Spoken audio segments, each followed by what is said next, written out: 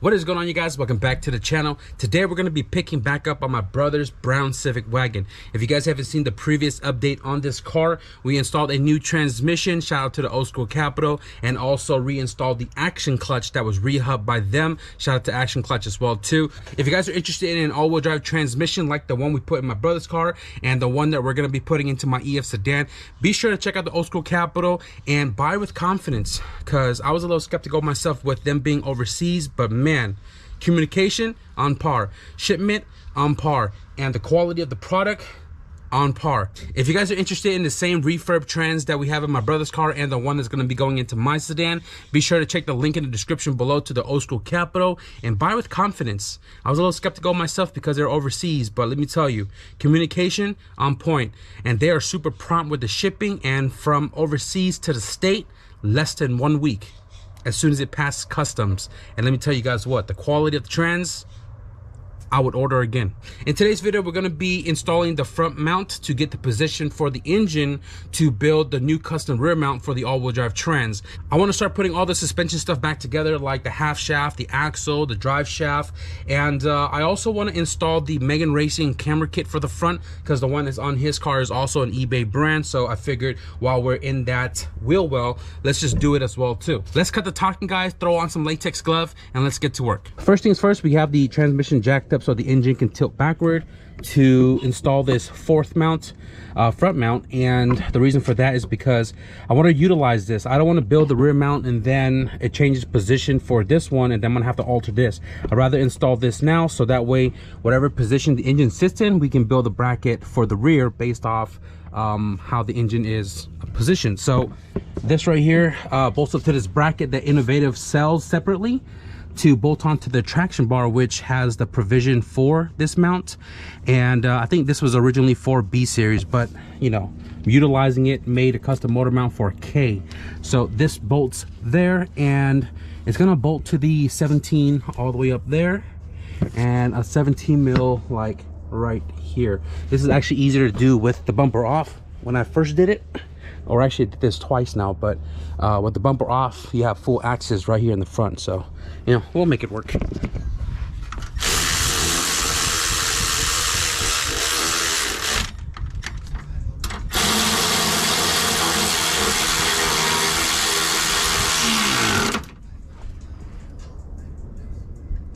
All right, guys, so we have the front mount installed. Now let's go ahead and plan the rear. A little 411 for you guys. So my brother's car and mine both rock the EFK1 motor mounts.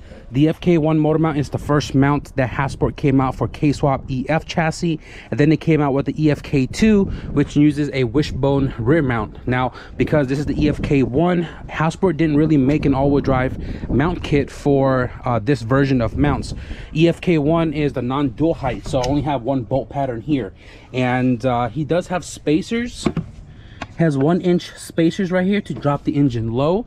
Reason for that is because he used to have a OEM hood where the pulley came out of the hood about a little over 1 inch, and we then got the slime ball hood, which is the SIR style, has the hump in the middle, and the hood almost cleared, and then we did the 1-inch mount drop right here, and it brought the supercharger, the engine down to clear the hood with a little bit of trimming for the pulley, right?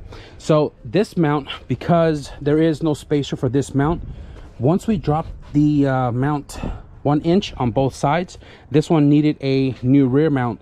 But the way this is designed, if you look at the hole, it's not center with you know, the center of this edge here, you know what I mean? So if you look, it's more lower, it's more offsetted. So what I ended up doing with this mount, when I dropped his engine, all I did was I just flipped this mount upside down, remounted it to the bracket, which then everything kind of worked. The FK1 mount, you can unbolt it, obviously, right here. And like I said, all I did was flip it. So when I make this new one, because his engine is still dropped, I'm gonna make it on the low setting. So I think it's this way. So when I install this into the car, it's gonna be upside down. Huh, mine is made like that too. Interesting. So anyways, if he ever for whatever reason took off the spacers here, all he has to do is flop it to bring the mount higher to run his mounts without the spacer. Hopefully that makes sense. Yesterday I went to Home Depot, got this flat stock 2" by 48 by 316. This is the same thickness as the one that I made for my car. You can see it's about the same there. So first things first, I need to make a plate for the front of this with the 2 holes cut out.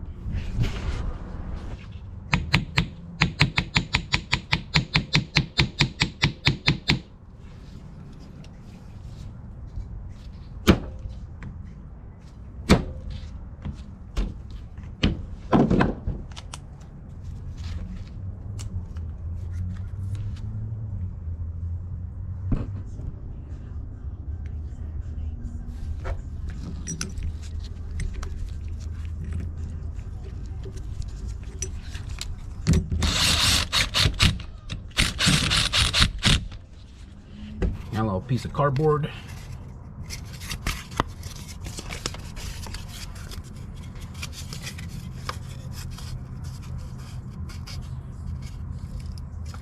Something like that.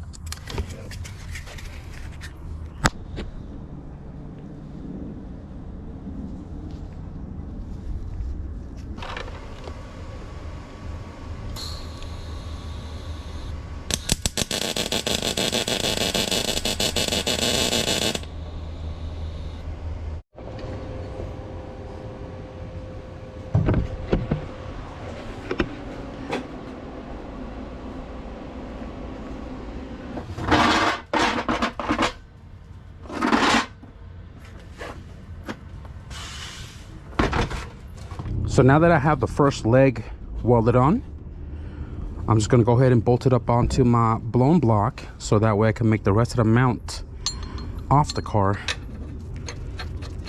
So what I did was I took blue tape and I taped the edge of where this is supposed to align to the block to make sure it positions this part where it needs to be to go onto the mount on the subframe.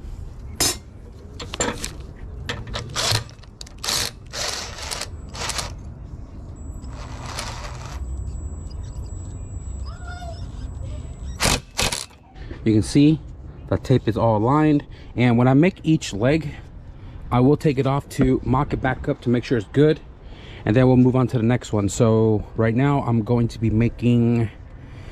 to make the leg that goes here all the way down to this 17 mil that goes from the block to the trans. Got the second leg right here out of cardboard, 17 mil, bottom here, bolt that down. And then this lines up right onto the front side of the motor mount. Oddly enough, it is sprinkling. Super overcast, gray clouds. And I know it's sprinkling because I can hear it hit my tarp here. Ooh, that's no bueno. That is no bueno. Huh, weird weather. But anyways, now I'm gonna go ahead and convert this into metal. Second bracket out of metal, looking good, looking good.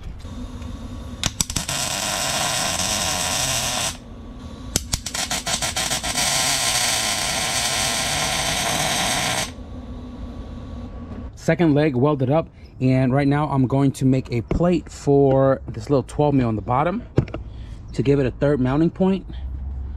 I have it right here on my bracket as well. This is pretty straightforward. It's literally 2 inches across, and all I need to do is just measure length and then drill a hole dead centered, and it should bolt right up to that. Third plate, bolt it.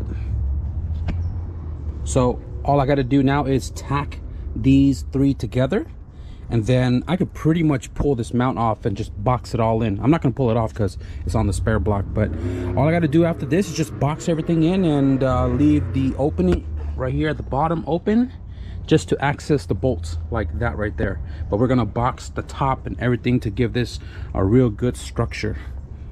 So I'm going to go ahead and just knock that out.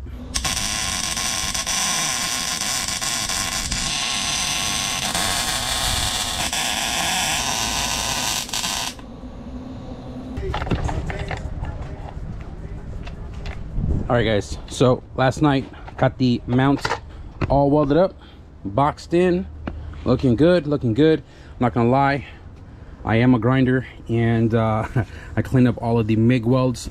They came out pretty decent, but it's hard to weld on a 110 outlet. Keep cutting out the circuit, and you know, it's kind of hard to, you know, get a full penetration. So I would have to do, like, you know, these little beads, you know, cheating the MIG welder. But I was able to get it fully welded up, clean the outside only. The inside is fully welded up as well too, and the inside of the mount right here is all TIG welded on the inside right there, because I need the welds to be flat in order for this to sit flat on that bracket. So what is going on right now is this right here is a K20A2 block, and I made this mount based off of this block.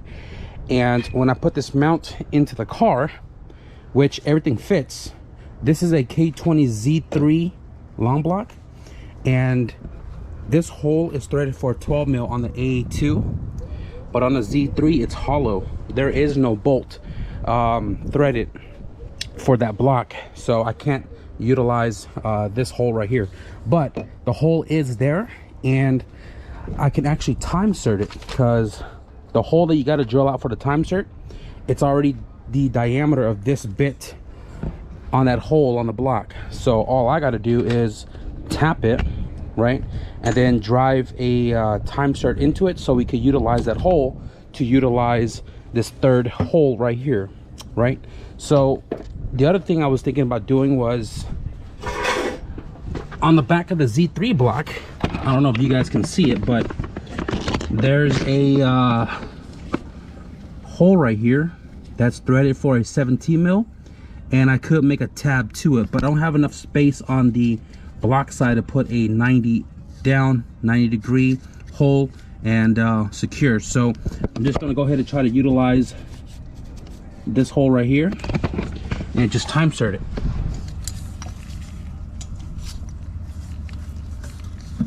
This is not fun to do because I keep dropping the freaking tool. Normally I have it on a drill, kind of cheat it a little bit, but it's going. I got red Loctite on the time cert.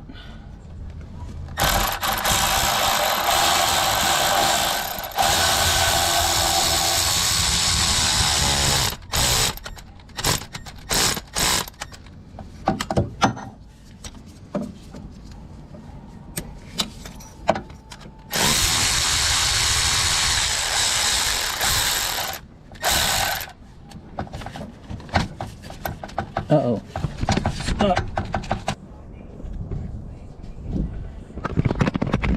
All right, we got the bracket here in primer. I did run out, but we have enough layers on there. Gonna let this dry, and then we're gonna probably hit it with whatever black we got, semi-gloss, gloss, flat, whatever. But right now I'm gonna go ahead and start working underneath the car. So drive shaft needs to go on, radius rod, and then axles, half shaft, spindle. We're not going to put the forks on because we're going to be changing the max PDing rod SP1. SP1 has the blue spring. We're going to be switching it over to the T7, which is the latest version of max PDing rod coilovers, which has the little bit stiffer spring rate. So we're going to leave the forks off, but everything else I want to button it up.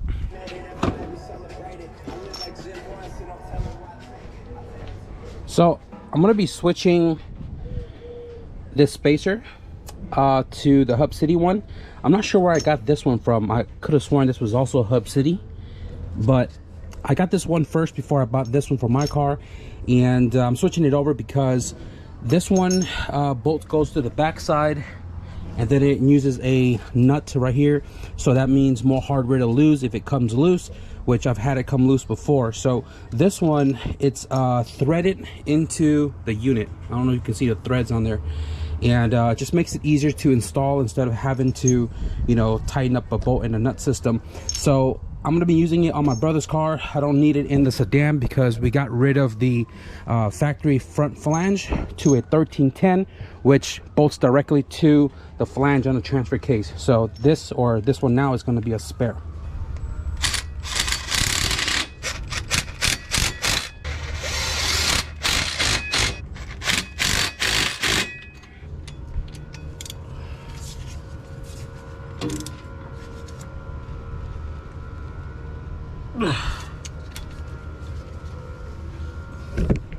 All right, drive shaft installed. Half shaft bolts.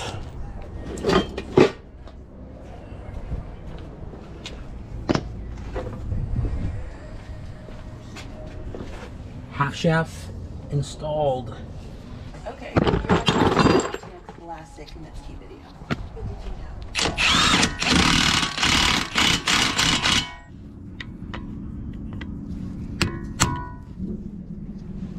Didn't really like how the flat black looked, so I added some clear coat. Got this bracket looking all nice, aside from all my glove fingerprints right there.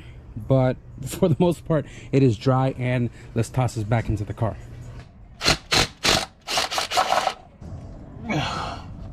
God dang it.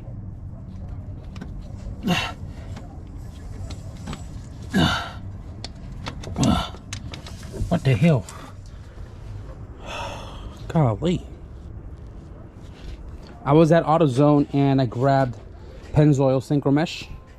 O'Reilly's has Valvoline blue bottle. I mean, as long as it's Synchro Mesh, we rock with it. I've used this before as well too. No problems whatsoever. Can't do this with one hand, can I? Maybe. Yeah. Doesn't matter if it's a B series, H, K. I always run 2 full quarts. I don't do it by the fill hole where most people will tell you fill it up to where it drains out of the fill hole. I do it through the speedo hole and just do straight 2 quarts. Especially on the all-wheel drive trans, because transfer case does take a little bit of oil as well too.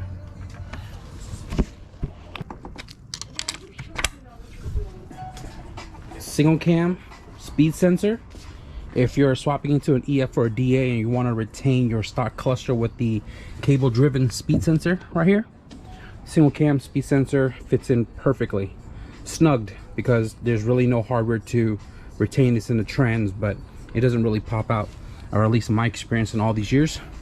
This is my junkyard tool bag. Normally when I walk in the yard and I find those little things, I take them. Yep. Speedo cable clip.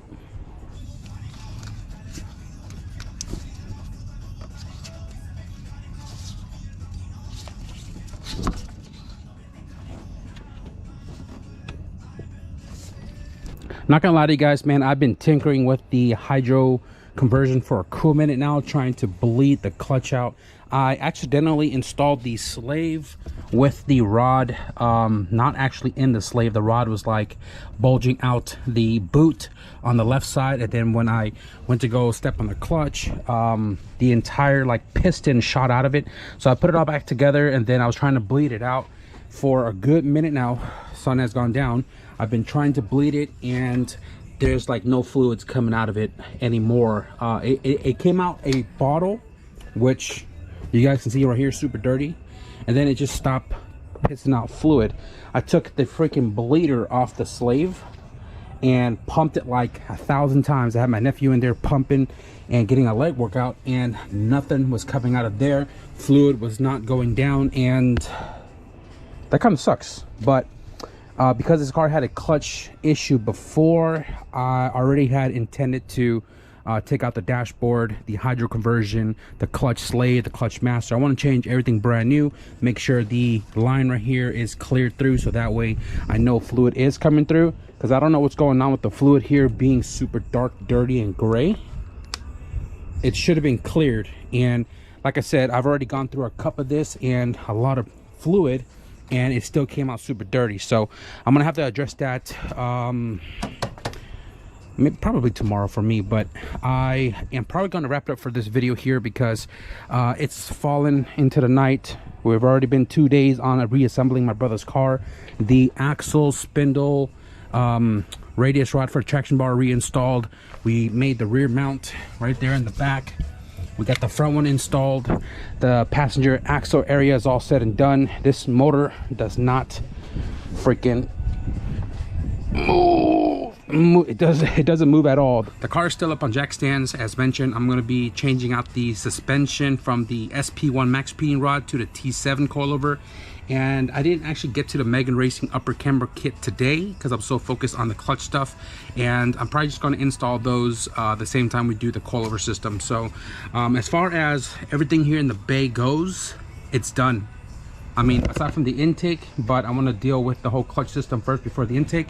Everything in the bay is done. Now the package that's going to be coming in soon, we're going to address a lot of the stuff on the firewall, like all of this right here. But we'll get to all that when we get to all of that. But for the most part, everything in the bin that belongs to the car is in the car, aside from the lug nuts, because that's what's left. Just the lug nuts. I didn't cheat. I didn't toss anything. This was actually a spare. But, yep, looking good. Something fun is about to happen right now in about 1 hour, and I'm debating on driving that far for it. I might just take the van. I'm not sure yet. As far as this video goes, we're gonna wrap it up tonight. If you're an EF owner with EFK1 motor mounts and you want to go all-wheel drive but don't want to swap over to EFK2s, I hope you find this video helpful as far as making the rear mount goes. It's literally puzzles. Whether you have a welding machine or not, it's just puzzles. You puzzle it together and then you make it out of steel, then you take it to somebody to weld it up for you. If not, weld it up yourself. Oh my god, I'm running it on. As far as this video goes, we're gonna wrap it up right here. If you guys are an EF owner and you have EFK1 motor mounts in your car and you want to go all-wheel drive and not want to swap to the EFK2s, I hope you find this video helpful. Everybody else, if you enjoyed this update on my brother's wagon, be sure to leave a thumbs up. And if you guys want to stick around for more wagon content, I'm very eager to drive this car with a new OldSchoolCapital transmission. Be sure to hit the subscribe button. But with that being said, thank you guys for watching. I'll see you guys in the next video. Peace.